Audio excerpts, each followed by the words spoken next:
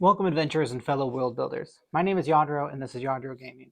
Today we're going to talk about the fourth session of the new campaign I just started and all the shenanigans that the party got into. So you might remember they just met up with this Drider in this ruins town called Brelwood, and they were heading back to the main crossroads after making a deal with her, a Fey pact that kind of put a time limit on the campaign where they have 2 months where they need to basically resurrect the population of Brelwood, or she's going to explode all of their minds. So the party made the decision to go through with that instead of trying to fight her right there and risk a TPK.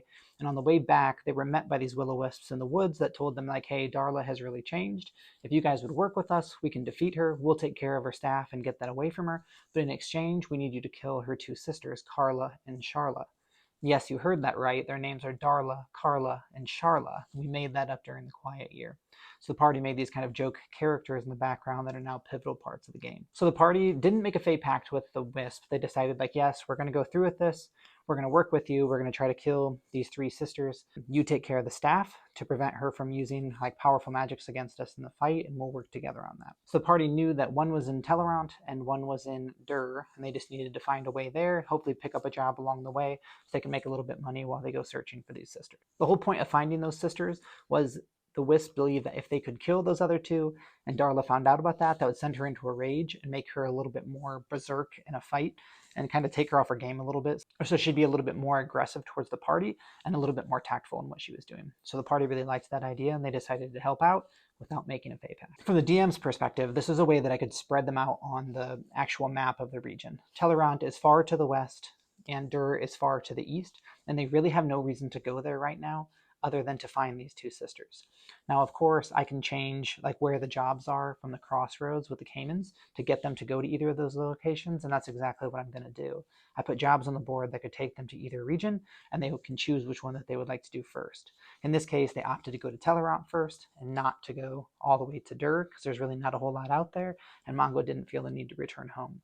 9, however, really wanted to get back so we could find his buddy Gil, who's still living in Tellerant, at least as far as he knows. So on the way back from Browwood to the crossroads, the party noticed that a bunch of the woods was burned down and there were wildfires all over the place. So a couple members of the party at night stumbled on a couple of these small fires in the road, and as they approached, they split and became these small fire elementals. So a fight broke out. Everybody had to wake up and get moving in the middle of the night, and as they were defeating these small fire elementals, they would just keep splitting into more and more of them, and they were about to get overwhelmed before they kind of all started to work together to remove all of these little fire elementals. And when they finally were able to defeat all of them, the smoke that remained behind ended up coalescing, exploding, and then forming a large regular fire elemental. So it's kind of a multi-stage fight. That one where it was like a lot of small swarms, then there was one big enemy at the end that they kind of telegraphed was coming, so they could prepare for it a little bit in a round or 2 and then actually fight the large elemental. And for a level 3 party, that was actually kind of a tough encounter that they had, even for 6 of them. So it was kind of an interesting plan that they had to come up with so that they could actually deal with this thing as well. So at this point in the campaign, the party is actually starting to really learn how to work with one another. While all these fire elementals were trying to burn up that lumber shipment that they were bringing back to town, the party did a phenomenal job of controlling the battlefield, boosting one another, distracting the enemies and keeping them separated, and also working in a focus fire to bring the ones down that were weak.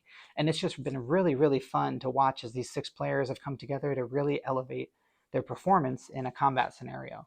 I'm really interested to see how they can keep that up as the campaign goes on, because they're only going to get stronger, they're only going to get more abilities and features, and I'm going to have to probably throw in some tougher encounters to deal with them because they're kind of mopping the floor with my monsters right now.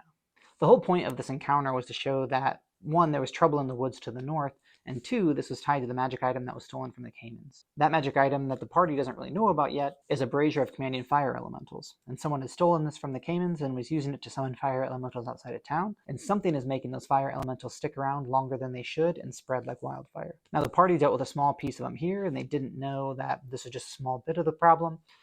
This is not over yet.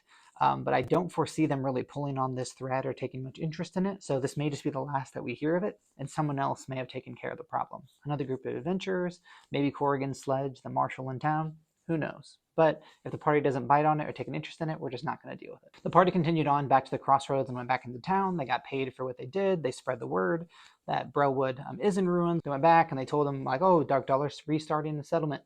People should go there if they want to, if there's another place to live, and they're kind of keeping true on the deal that they made with Darla. But the party was basically left to their own devices to figure out what they wanted to do from here and where they wanted to go.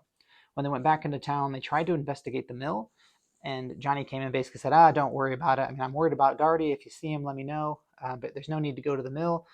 We don't have a crew there operating it, so we're just going to send this lumber on to wherever it needs to go next. He was very dodgy about the whole situation, and the party didn't like that a whole lot. So the party had a little bit of downtime where they could do whatever they wanted.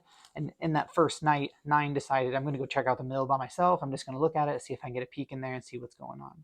So he was able to gain access from the roof, and you can follow along with this short here that gives you a breakdown of what the full session was like. But 9 decided to infiltrate the place, had a rope go down, head inside, picked a lock in the back, and after he got one of the doors open, this strange man-bat creature came out from behind the offices and attacked him. And this thing hit him 3 times, hit him hard, almost killed him in 1 round, had him grappled and was about to bite him to do like a finishing blow on the next turn. But he was able to teleport out of his grasp onto the rope and climb up and out of there before the man-bat could get him. Interestingly, that man-bat was chained and shackled into that office room, and the whole place was in shambles. There were these empty wine bottles all over the floor, and a lot of them were smashed. So 9 got to find out what he wanted to, but he also knew that if this had been anyone else in the party, they probably weren't getting out of there alive. So I'm hoping that 9 saw this and thought, okay, I need to be a little bit more careful when I branch out on my own, because there's some deadly things around here that could get me once and for all. And that was where we ended our session. Thanks for sticking around. I hope you enjoyed it. There's a whole lot more of these to come. We're a bit ahead of where we are right now in the campaign for these recaps, so I'm going to try to catch up a little bit and get some more videos and some shorts out for you to follow along. Consider liking, subscribing, and commenting, and we'll see you in the next video. And remember, why be a player when you can be a god?